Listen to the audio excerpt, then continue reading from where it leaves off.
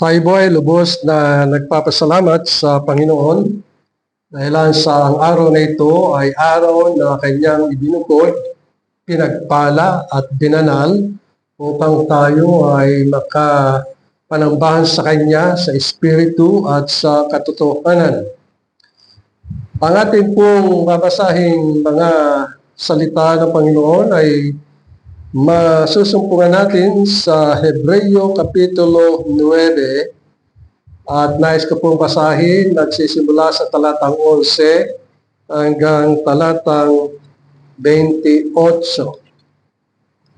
Hebrews chapter 9, nagsisimula sa talatang 11. Ganito po ang siyang isinasad: ngunit nang dumating si Kristo na pinakapunong pari ng mabubuting bagay na darating sa pamamagitan ng lalong dakila at lalong sakdal na tabernakulo na hindi gawa ng mga kamay ng tao sa makatwid, ay hindi sa sangnilikhang ito, at hindi rin sa pamamagitan ng dugo ng mga kambing at mga toro, kundi sa pamamagitan ng kanyang sariling dugo.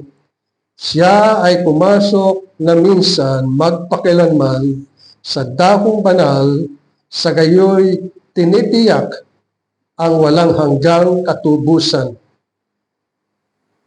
Sapagkat kung ang dugo ng mga kambing at ang mga toro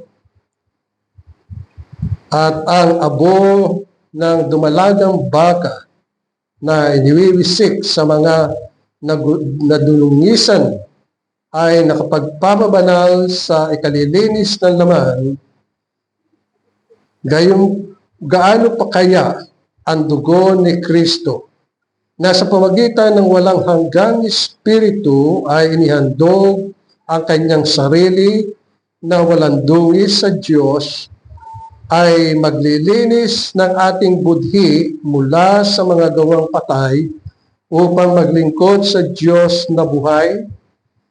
Kaya't siya ang tagapamagitan ng isang bagong tipan upang ang mga tinawag ay tumanggap ng pangako sa pagpamanan buhay na walang hanggan. Yamang naganap ang isang kamatayan na tumutubos sa kanila mula sa mga pagsalansang sa ilalim ng unang tipan. Sapagkat kung saan mayroong tipan, ang kamatayan ng gumagawang noon ay dapat matiyak.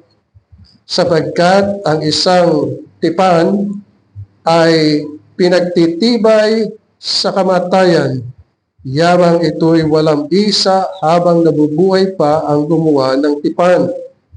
Kaya't maging ang unang tipan ay hindi pinagtibay ng walang dugo, sapagkat nang sabihin ni Moises, ang bawat utos sa buong bayan ayon sa kautusan, kumuha siya ng dugo ng baka at ng kambing na may tubig at mapulang balahibo at isopo, at winisikan niya ang aklat, gayon din ang buong bayan, na sinasabi, ito ang dugo ng tipang iniutos ng Diyos sa inyo.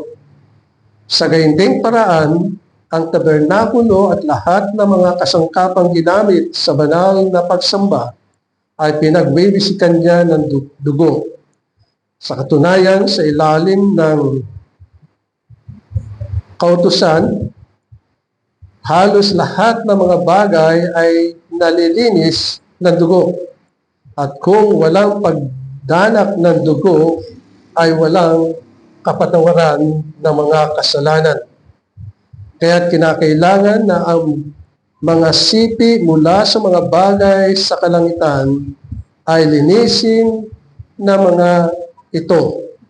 Ngunit ang mga bagay sa sanlibutan o mga bagay sa sangkalangitan ay sa pamamagitan ng higit na mabuting handog kaysa mga ito. Sapagkat si Kristo ay hindi pumasok sa santuaryo na ginawa ng mga kamay ng tao, na mga kalintuan lamang ng mga tunay na bagay, kundi sa mismong langit upang dumulog ngayon sa harapan ng Diyos para sa atin. Hindi upang ihandog na paulit-ulit ang kanyang sarili, gaya ng pinakapunong pari na pumapasok sa dakong banal taon-taon na may dalang dugo na hindi mula sa kanya. Sapagkat kung gayon ay kailangan siya paulit-ulit na maghirap mula pa sa nanlalangin ang sanlibutan. Subalit ngayon, minsanan siyang inihayag sa katapusan ng panahon para sa pag-aalis ng mga kasalanan sa pamamagitan ng pag-aalay ng kanyang sarili. At yamang itinakda sa mga tao ang mamatay na minsan at pagkatapos nito ay ang paghukom.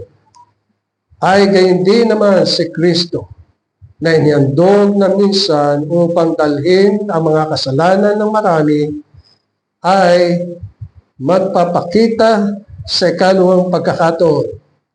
Hindi upang harapin ang kasalanan, hindi upang iligtas ang mga sabik na naghihintay sa Kanya. Hanggang doon lamang po ang pagbasa natin sa banal na kasulatan. Ang magiging paksa po ng ating mensahe ngayong umaga ay tungkol sa tipan ng dugo. Sapagkat dito ay tinutukoy ng banal na kasulatan na ang dugo ay napakahalaga.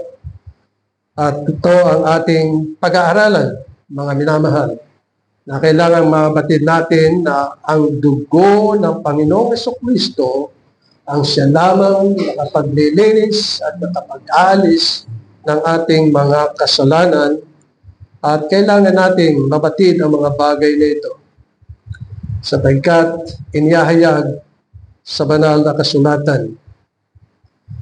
Sa mga nakaraang pag-aaral natin, ay nasumpungan natin kung papaano na si Moises ng kanyang tanggapin ang mga salita at kautusan ng Panginoon ay bumaba mula sa bundok ng Sinai. Habang siya ay bumababa, nakita ng mga tao na ang kanyang mukha ay nagniningning. O kaya nga't nang makita ito ng mga tao, nakiusap ang mga tao na kung maaari ay lagyan ng takip o ng veil ang kanyang mukha. Sapagkat hindi nila maintindihan at hindi nila matagalan ang kaluwalhatian na siyang ipinakikita ng Panginoon sa buhay ng isang mananampalataya.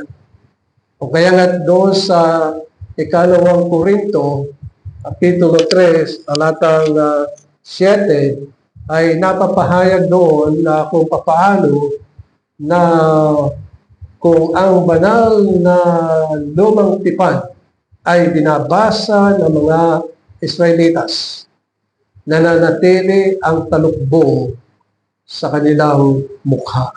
Hindi nakikita ang kaluwalhatian. Ngunit, sa pamamagitan ng Panginoong Jesucristo ay ang talukbong na iyon ay inalis upang makita ng mga mananampalataya ang kaluwalhatian ng ating Panginoong Jesucristo na sa pamamagitan ng kanyang dugo ang siyang tumatakip at naglilinis ng ating mga kasalanan. Kung kaya nga't ang pangasiwa tungkol sa kamatayan ay nauukit sa bato. Ito yung sinasabi ni Pablo sa ikalawang Korinto, Kapitulo 3, talatang 7. Ang sabi dito, ngunit kung ang pangasiwa ng kamatayan na nasusulat at nakaukit sa mga bato ay may kaluwalhatian, ano pat ang mga anak ni Israel ay hindi makatitig sa mukha ni Moises dahil sa kalwalatian ng kanyang mukha na ang kalwalatian yun ay lumilipas. At sinasabi din sa Ikalawang Korinto, Kapitulo 3, talatang 16, na maliban ang isang tao ay bumaling sa Panginoon, ang talukbong ay naalis. Gayon ang Panginoon ay siyang Espiritu, at kung saan naroon ang Espiritu ng Panginoon, merong kalayaan. At ito ay kamahamangha, mga minamahal, sapagkat ang banal na Espiritu sa pamamagitan ng gawa ng ating Panginoong Jesucristo ang siyang nakapag-aalis ng talukbong upang makita ang kalwalatian ng ating Panginoong Jesucristo. Kaya nga dito sa Hebreo, binabanggit dito ang tungkol sa tipan. At isang bagay na makikita natin dito ay yung tipan tungkol sa dugo. Sapagkat ang sabi dito sa ating mga binasa, tulad ng sinasabi sa talatang 12, na yung tipan tungkol sa dugo ng mga kambing at mga toro, ang mga bagay nito ay hindi lubusang makapag-aalis ng kasalanan. Sapagkat ang ginagawa sa lumang tipan ayon sa batas at kalooban ng Panginoon ay taon-taon ang punong pari ay papasok sa tabernakulo at kinakailangan na sa pagpasok niya taglay ang dugo ng baka o ng kambing, at ito ang siyang iniwiwisik upang maging katanggap-tanggap, kaaya-aya sa harapan ng Panginoon. At sinabi rin dito na ang mga bagay na iyon ay pangsamantala. Sabi nga dito sa talatang 13, sapagkat kung ang dugo ng mga kambing at mga toro at ang abo ng dumalagang baka na iniwiwisik sa mga nadungisan ay makapagpapabanal sa ikalilinis ng laman. Ngunit yung sumunod na talatang 14 ay binibigyang halaga ang kagandahan ng ginawa ng ating Panginoong Hesukristo. At ito ang sinasaad sa talatang 14. Gaano pa kaya ang dugo ni Kristo na sa pamagitan ng walang hanggang Espiritu ay nihandog ang kanyang sarili na walang dungis sa Diyos, ay maglilinis ng ating budhi mula sa mga gawang patay upang maglingkod sa Diyos na buhay. Binibigyang halaga dito, mga minamahal, ay yung minsan lamang inihandog ng Panginoon ang kanyang sarili at hindi na maaaring maulit pa ang mga bagay na iyon. Sapagkat ang ginawa ng ating Panginoong Jesucristo ay walang hanggang paghandog ng kanyang sarili. Sapagkat ang Panginoong Jesucristo ang kordero ng Diyos na nagalis ng kasalanan. Kung kaya nga tatlong bagay, mga minamahal, ang kinakailangan nating matutunan. Una, ang dugo ang siyang buhay. The blood is the life. Pag-aralan po natin yun. Ang ikalawa ay the manifold blessing tungkol sa dugo ng ating Panginoong Jesucristo. And then, ang pangatlo ay tinutukoy na ang walang hanggang paglilinis ng Panginoon ng mga suot at ginawa itong puti sa pamagitan ng dugo ng ating Panginoong Jesucristo. Itong mga bagay na ito ay napakahalaga sa atin. Una, pag-aralan natin yung ang dugo ang siyang buhay. The blood is the life.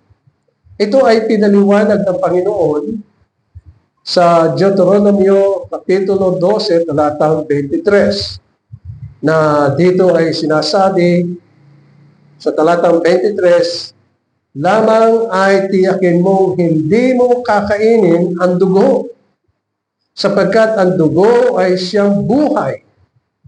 At huwag mong kakainin ang buhay na kasama ng laman. So nais nating makita yung sinasabi dito na dugo ay siyang buhay. Sa buhay natin, mga minamahal, ang dugo ang siyang nagbibigay buhay sa ating lupang katawan. Pag ang dugo ay nawala, halimbawa, katulad nyon, maraming mga aksidente na nangyayari sa mga social media, sa iba't ibang lugar. Makikita natin yung dugo ay naroroon sa mga kalsada. At kung yung tao ay wala ng dugo, siya ay patay. So pag ang tao ay nawala ng dugo at naubusan ng dugo, siya ay patay. Walang buhay. So ipinahiwatig sa atin na ang dugo ang siyang nagbibigay ng buhay. Kaya kapag yung medyo may edad na, ay binabantayan ang tungkol sa dugo. Kinakailangan ay laging nagpupunta sa mga clinic at tinitingnan ang blood pressure. O, kumusta yung ating dugo? Sabi ng iba, okay na yung 130/80. No? At doon ay nami-maintain yung kalusugan ng isang tao.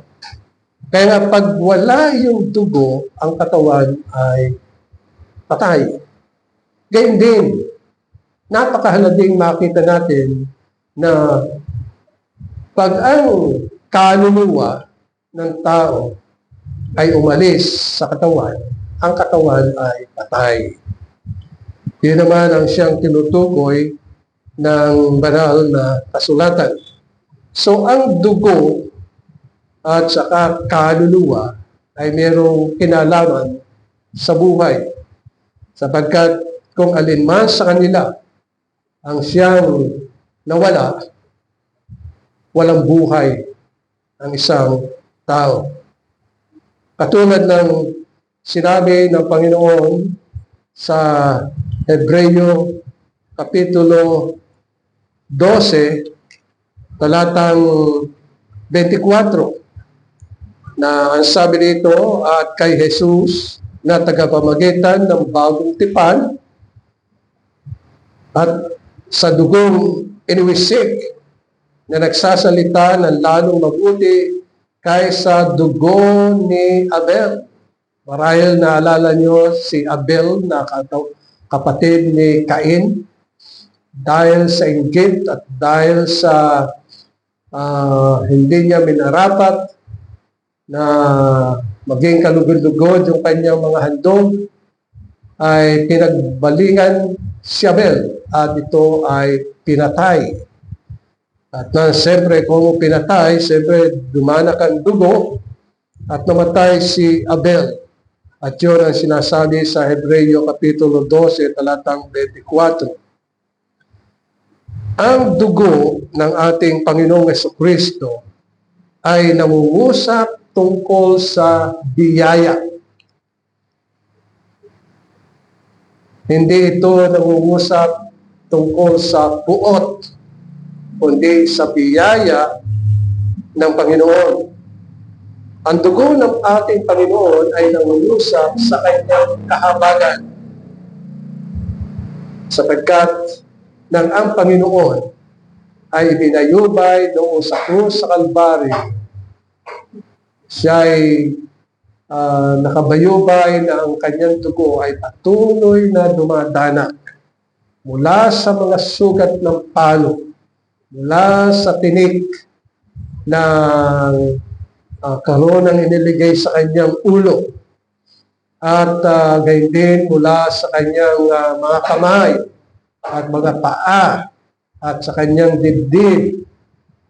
Kaya habang siya'y nakabayubay doon, patuloy ang pagdanak ng dugo hanggang sa maubos. At yun ang siyang sinasaad sa banal na kasulatan na ikinamatay ng ating Panginoong Hesukristo. So, ang dugo ng Panginoon ay nangungusap tungkol sa biyaya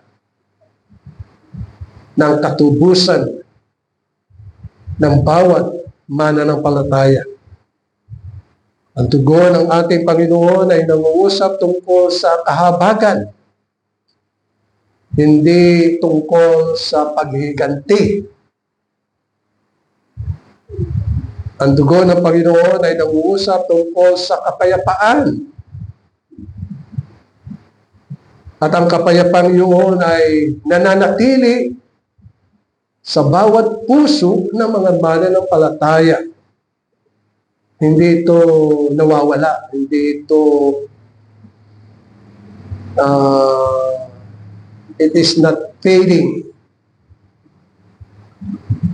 Ang dugo ng Panginoon o ang kapayapaan. Ang dugo ng ating Panginoong Jesucristo ay nangungusap tungkol sa mabuting balita, na ang balitang yun ay ang Panginoong Jesucristo ay nagbigay ng kanyang sarili para sa atin. Tayo ay hinatulan dahil sa ating kasalanan. Tayo ay nagsisalansang sa mga kautusan ng Panginoon, at yun ay kasalanan. At ang kasalanan, ang kabayaran ng kasalanan ay kamatayan. Ngunit, kung ang bawat isa ay lalapit sa Panginoon, sa Panginoong Jesucristo ay mayroong buhay na walang hanggan. Mayroong kapatawaran ng ating mga kasalanan. Ito ang pinakamabuting balita na siyang ating ipinapangaral, na ang Panginoong Jesucristo ay mapagbiyaya. Isang bagay na kinakailangan makita natin, mga minamahal, na ang dugo ng kordero ng ating Panginoong Jesucristo ang siyang ginamit na pambayad para sa ating mga kasalanan. Naalala ko yung sinabi ni Isaiah sa Kapitulo 55. Ang sabi dito, Isaiah Kapitulo 55, ang sabi dito, "O lahat ng nauuhaw, pumarito kayo sa tubig, at siyang walang salapi. Pumarito kayo, kayo'y bumili at kumain. Pumarito kayo, kayo bumili ng alak at gatas ng walang salapi at walang halaga." Kaya nga sabi ng Panginoon, "Ano't kayo'y gumugugol ng salapi sa hindi pagkain, at ang inyong sahod sa hindi nakabubusog. Pakinggan nyo akong mabuti at kainin ninyo kung ano ang mabuti, at malugod kayo sa kabataan." So dito sa Lumang Tipan ay binabanggit din ang tungkol sa pagkakaroon ng masaganang buhay kahit na walang salapi. Pag sinabi natin walang salapi, ibig sabihin ang Diyos ay merong inilalaan sapagkat siya ay sagana sa biyaya. Kaya nga ang ginawa ng Panginoon para tayo ay magkaroon ng buhay na walang hanggan, ay ibinigay niya ang kanyang buktong na anak para sa atin. At sinasabi sa mga gawa, Kapitulo 20, talatang 28, ang sabi dito, ingatan ninyo ang inyong sarili at ang buong kawan.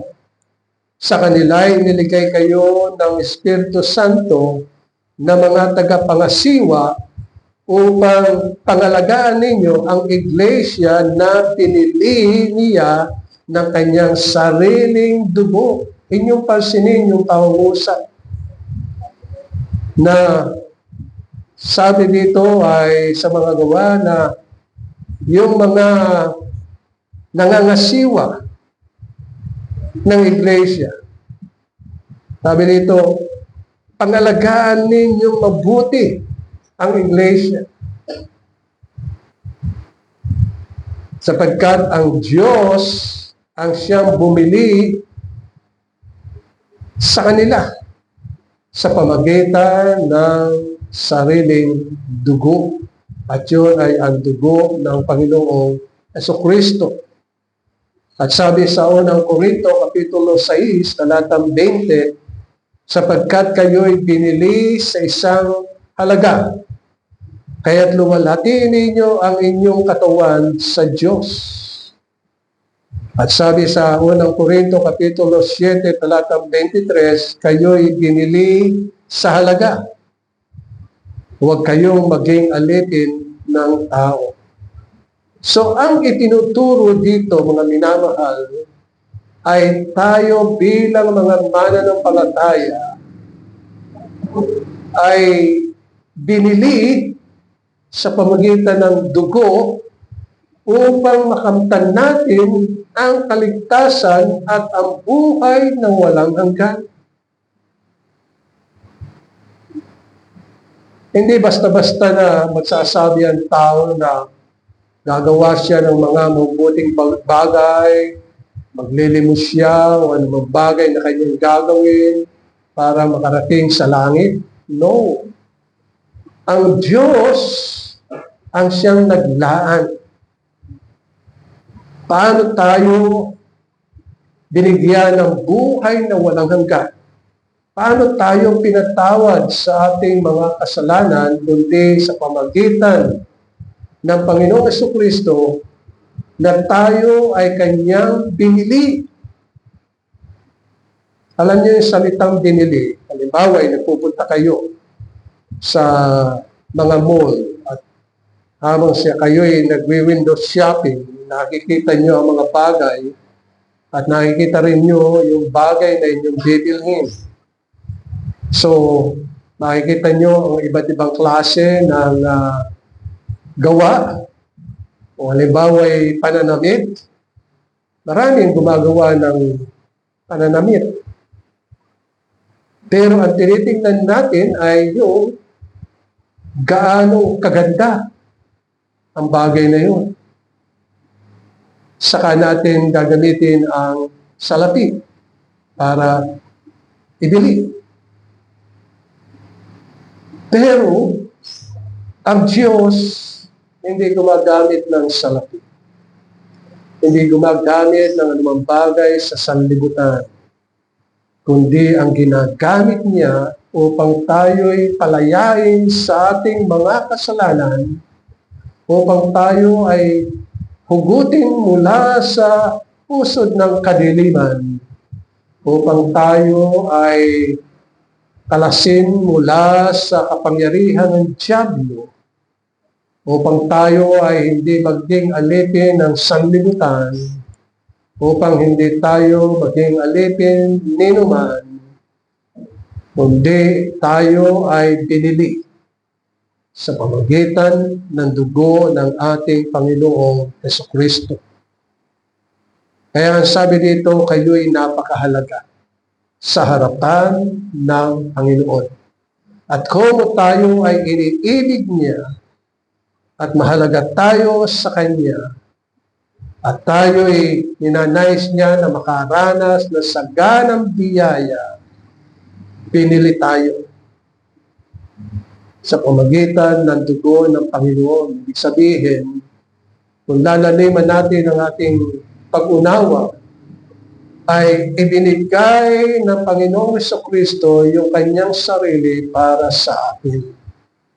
Ibinigay, kinusa niya, labis ang kanyang pagmamahal sa atin. Labis. Kaya kung minsan, bigyan natin ng halaga yung pag-ibig ng Diyos sa atin. Sapagkat napakahalaga tayo sa harapan ng Diyos. Hindi siya gagawa ng lumang bagay, kundi ang nais niya ay tayo'y malagay sa mabuting kalagayan. Ayaw niya na makita na tayo'y nagdurusa ng walang hanggan sa impyerno. Ayaw niya na tayo'y mahiwalay sa kanyang pagmamahal. Ayaw niya na tayo ay mawawalay sa kanyang paningin, o kaya nga't ang ginawa niya sa pamagitan ng kanyang biyaya, isinugo niya ang kanyang buktong na upang sa pamagitan ng kanyang dugo ay mabili tayo at mapalaya mula sa pagiging alipin ng kasalanan, pagiging alipin ng diablo, at yun ang ginawa sa atin, mga minamahal. Kaya nga sabi sa Korinto, sapagkat kayo'y binili sa isang halaga, ito ang napakahalaga sa Panginoon, ang kanyang buhay na binigay para sa atin. Pero nyo may namatay para sa atin at yun ay ang Panginoon sa Kristo. Kinakailangan bigyan natin ng halaga. Kinakailangan bigyan natin araw-araw ng halaga na ang ating gagawin ay tunay na nakalulugod sa Kanya sapagkat sa lahat ng mga bagay, kung titingnan natin ang langit, kung titingnan natin ang lupa, hindi yun ang mahalaga sa Diyos, kundi ikaw. Ikaw na tinubos ng Panginoon sa pamagitan ng kanyang dugo. Kaya ang dugo ng Panginoon ang siyang pantubos na ginamit. Yung salitang pantubos, ibig sabihin ay para magbalik loob ang kanyang bayan sa kanya o takpan o siya'y malinisan sa pamagitan ng dugo ng Panginoon. Sa lumang tipan, ito ay napahayag na ng Panginoon sa Exodo Kapitulo 30, talatang 10, na si Aaron ay nagsasagawa ng pagtubos sa ibabaw ng mga sungay ng dambana. Minsan sa isang taon, siya ay tutubos sa kasalanan minsan sa isang taon sa pamagitan ng dugo na handog pangkasalanan sa buong panahon ng inyong salinlahi. Yon ay kabanal-banalan sa Panginoon. Pero yung ginawa ng ating Panginoong Jesucristo ay minsanan lamang. At ito ang siyang tinutukoy dito sa Kapitulo 15, sa Kapitulo 9, talatang 15 ng Hebreo, nang sabi dito, kaya't siya ang tagapamagitan ng isang bagong tipan upang ang mga tinawag ay tumanggap ng pangako na pamanang buhay na walang hanggan. Yamang naganap ang isang kamatayan na tumutubos sa kanila mula sa pagsalansang sa ilalim ng unang tipan. At sabi sa talatang 16, sapagkat kung saan mayroong tipan, Ang kamatayan, ang gumagawa niyon ay dapat matiyak, sapagkat ang tipan ay pinagtitibay sa kamatayan. Yamang ito'y walang bisa habang nabubuhay ang gumawa ng tipan. At dito'y tinutukoy, mga minamahal, na ang dugo ng ating Panginoong Hesukristo ang pantubos. Ito ang ginamit na pagtubos sa atin. Dapat ang ating kalagayan, nais kong uling balikan, tayo'y makasalanan. At ang kabayaran ng kasalanan ay kamatayan. Tayo sa harapan ng Diyos, ang lahat ng tao ay patay. Pag sinabing patay, wala silang buhay. At ang maaari lamang na gawing pantubos ng Panginoon ay ang banal na dugo ng ating Panginoong Hesukristo. Sapagkat ang dugo ang siyang tatakip at maglilinis sa bawat kasalanan ng mga kanyang hinirang. Tatakpan ng dugo ni Kristo ang ating mga kasalanan. Tatakpan upang hindi makita ng Diyos, upang mapagtibay at mapayapa ang galit ng Diyos sa mga nagkasala. At ang gagawin ng Panginoon, pag tayo natubos na sa ating mga kasalanan, hindi na niya alalahanin ang mga kasalanang ating nagawa. Ang tingin niya sa atin, tayo ay inaring ganap sa harapan niya. Ibig sabihin, pag tumingin siya sa atin, wala siyang nakikita na tayo ay nagkasala sa Kanya. Wala. Ang tingin niya sa atin, hindi tayo sumalansang sa Kanyang mga salita, sa Kanyang mga utos. Ang tingin niya sa atin, tayo'y inaring ganap, matuwid, walang kasalanan, banal sa harapan ng Panginoon.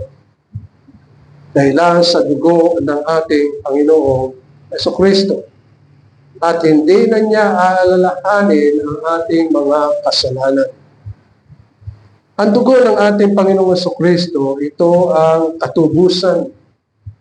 Sapagkat sabi sa sa Kapitulo 1 ng Efeso, talatang 7, sa Kanya'y meron tayong katubusan sa pamagitan ng Kanyang dugo, nakapatawaran ng ating mga kasalanan ayon sa kayamanan ng Kanyang biyaya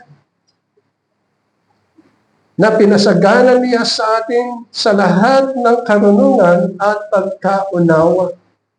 Kaya mga minamahal, ang dugo ng Panginoong Hesukristo ang ating katubusan.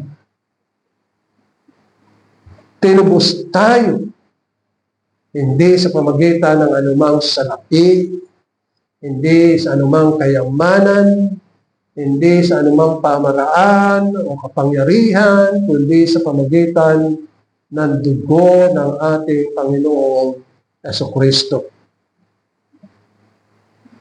At sabi sa Colosas Kapitulo 1, talatang 14, na sa Kanya ay meron tayong katubusan. Tinubos tayo. Siya ang kapatawaran ng ating mga kasalanan. So kung babalikan natin ang kasaysayan, kailan namatay ang Panginoon? Halos more than 2,000 years ago. So tinubos tayo. Ipinatawad sa atin ang ating mga kasalanan sa pamagitan ng Kanyang dugo na nabuhos doon sa krus sa Kalbaryo. Namatay siya para sa atin. Kaya sabi sa unang Pedro, Kapitulo 1, talatang 18, nalalaman ninyo kayo'y tinubos mula sa walang kabuluhang pamaraan ng pamumuhay na minana ninyo sa inyong mga ninuno Hindi sa mga bagay na nasisira tulad ng ginto o tulad ng pilak, kundi ng mahalagang dugo, inyong pansinin, mahalagang dugo ni Kristo, gaya ng sa kordero, walang kapintasan at walang duwis. Sapagkat ang Panginoon ay itinalaga na maging kordero ng Diyos. Yung dugo natin, hindi pwede na pantubos, sapagkat ito'y saksakan ng bahid ng kasalanan. Ang tangi lamang katubusan natin ay ang dugo ng ating Panginoong Jesucristo. Kaya nga, sabi sa talatang 20, siya ang itinalaga ng una bago itinatag ang sanlibutan, ngunit inihayag sa huling panahon dahil sa inyo. Tinutukoy dito ay ang Panginoong Jesucristo.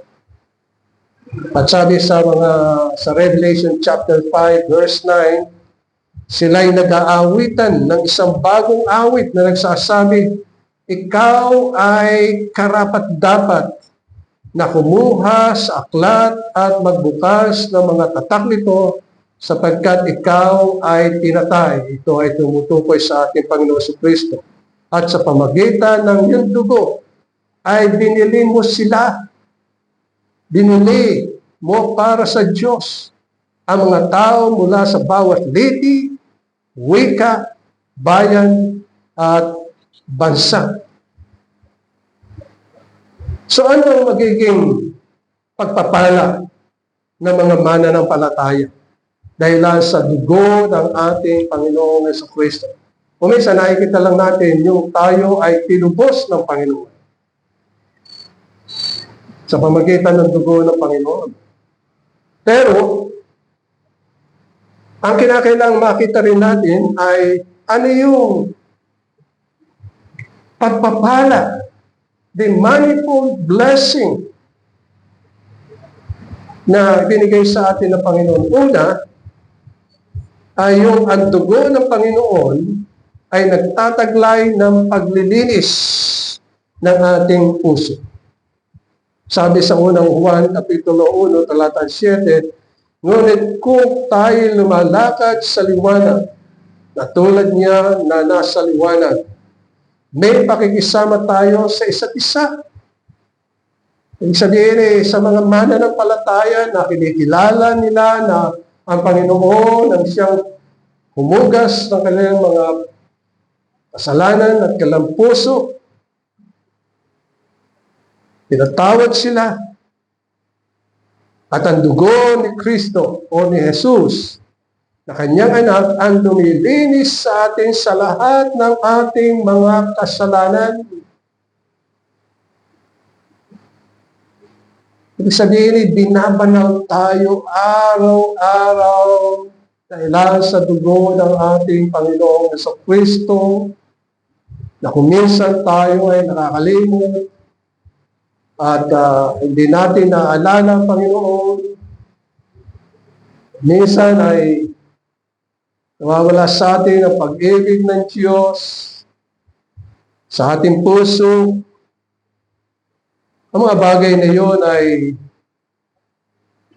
mga bagay na hindi nararapat.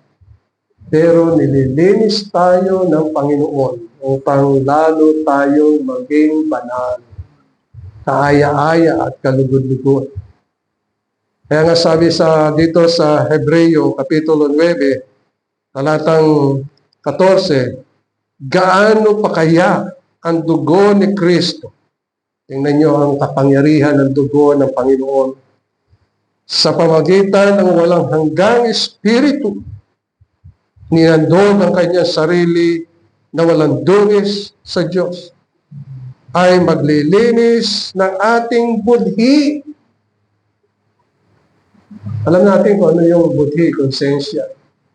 Lilinisin yung ating budhi mula sa mga gawang patay upang maglingkod sa Diyos na buhay. Ito rin yung sinasabi sa talatang 22. Nagsabi sa talatang 22, sa katunayan, sa ilalim ng kautusan, halos lahat ng mga bagay ay nalilinis ng dugo. At kung walang pagdanak ng dugo, ay walang kapatawaran ng mga kasalanan. Sabihin, kung hindi namatay ang Panginoong Kristo daw sa krus sa Kalbaryo, yung ating mga kasalanan ay hindi mapapatawad at hindi tayo nalilinis. Mananatili tayo sa kamatayan.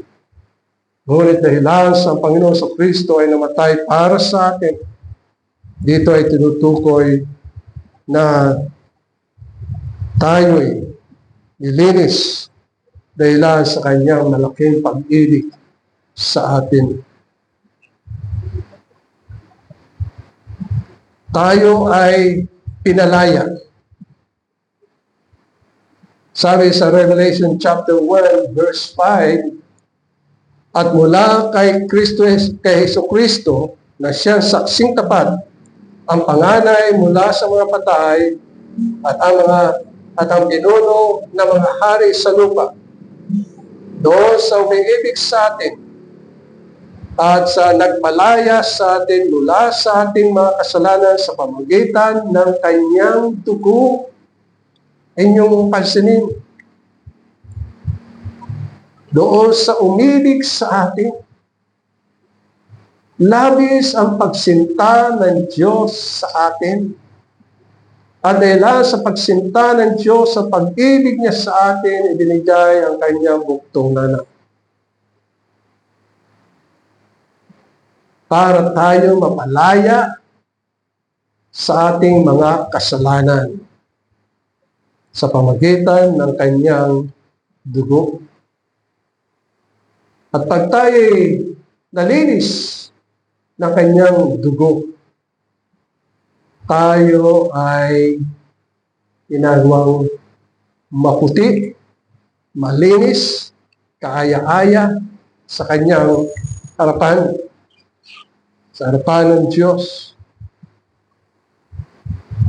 Pangalawa, ang isa pang bagay na kinakailangan makita natin, mga minamahal, ay ang dugo ng Panginoon ay nagtataglay ng kapayapaan.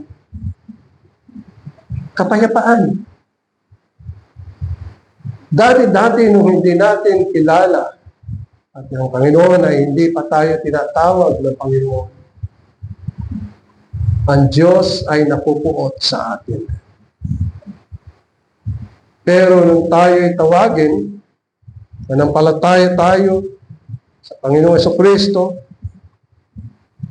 taglay ang kapayapaan. May kapayapaan na tayo sa ating puso sa Diyos. Sapagkat ang Panginoong Jesucristo ang namagitan para sa atin sa pamamagitan ng kanyang dugo. Ito yung sinabi ni Pablo sa mga taga-Colosas, Kapitulo 1, talatang 20. Ang sabi dito, at sa pamamagitan niya, ng Panginoong Jesucristo, ay pagkasunduin ng Diyos sa kanyang sarili ang lahat ng mga bagay sa lupa man o sa langit na ginagawa ang kapayapaan sa pamamagitan ng dugo ng kanyang krus. Meron tayong kapayapaan dahilan sa dugo ng ating Panginoong Jesucristo. At sabi sa Efeso, Kapitulo 2, talatang 14, sabi dito, kaya't siya, ang Panginoong Jesucristo, siya ang ating kapayapaan, nasa kanya pinag-isa ang dalawa, at sa pamamagitan ng kanyang laman ay giniba ang gitnang pader ng alitang humahati kasalanan. Ito ang isang bagay na pader. Ngunit inalis ang pader na iyon upang tayo'y maibalik loob sa Panginoon, ang Panginoong Jesucristo. Kaya't siya ang ating kapayapaan.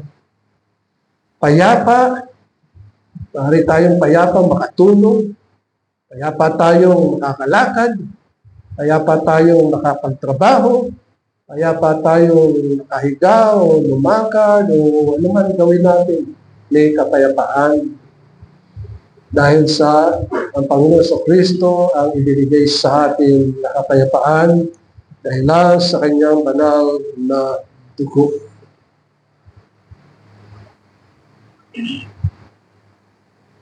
Ang pangatlo na kinakailangan matutunan natin ay ang dugo ng ating Panginoong Kristo ay nagtataglay ng kapatawaran. Tinatawad tayo sa ating mga kasalanan. Kaya mapayapa ang bawat isa na nagtitiwala sa ating Panginoong Kristo. At yung kapatawaran yun ay walang hanggan. Simula ng tayo ay nanampalataya sa Panginoon sa Kristo. Wala nang isusumbat sa atin na anumang kasalanan. Wala.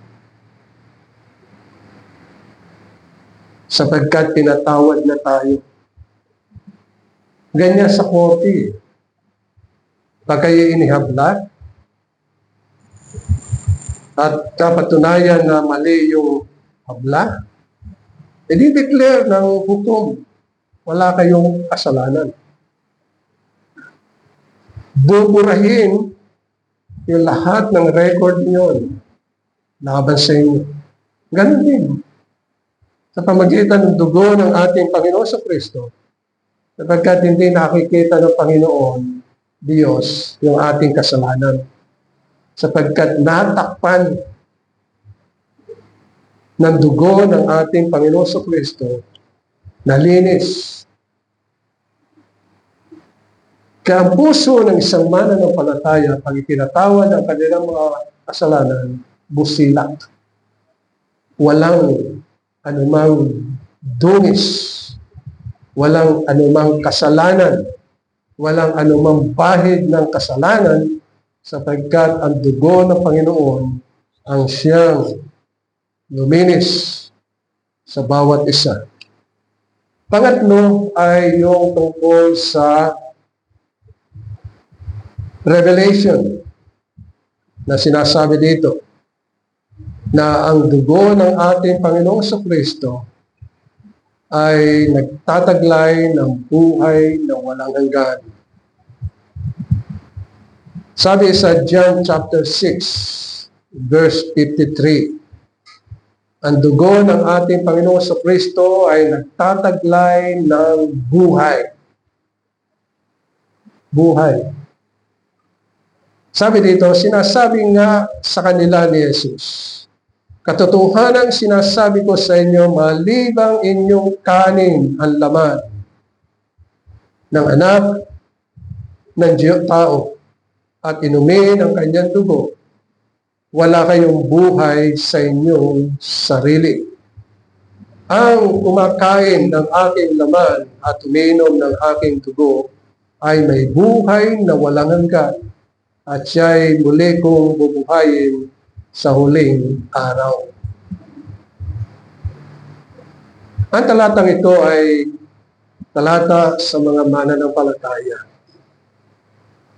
Na ibig sabihin ay pinaniniwalaan niya, sinasampalatayanan niya ang mga salita ng ating Panginoon sa Kristo. Ninanamnan niya, kinakain niya, pinaniniwalaan niya, sinasampalatayanan niya ang salita ng Panginoon. Hindi niya ito iniwawaglit. Ito ang sinabi ni David. Araw at gabi ay kanyang pinagbubulay-bulay ang salita ng Panginoon. At para sa atin, nagbibigay ng kalakasan at kalusugan. Kung kinakailangan magbabad tayo sa salita ng Panginoon, ay kinakailangan gawin natin. Alam niyo, pag tayo ay nagbabasa ng banal na kasulatan, idalangin natin na bagamat ito'y nakatitik, gawing buhay ng Panginoon at maunawaan natin ang kanyang paliwanag. At dito'y isinasaad na ang kanyang salita ay buhay. Ang isa pang bagay na tinutukoy sa banal na kasulatan, ang dugo ng Panginoong Jesucristo ang siyang naglinis at ginawang maputi ang mga kasuotan. Sabi sa Revelation chapter 7, verse 14, sinabi ko sa kanya, Ginoo, ikaw ang nakakaalam. At sinabi niya sa akin, ang mga ito'y nanggaling sa malaking kapighatian. Ang tinutukoy ay yung mga mananampalataya dumanas ng pagsubok, ng mga kapighatian, ng mga pag-uusig.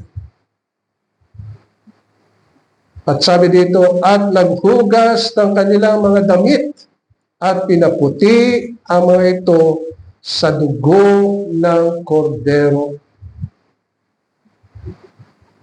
Namin na mahal,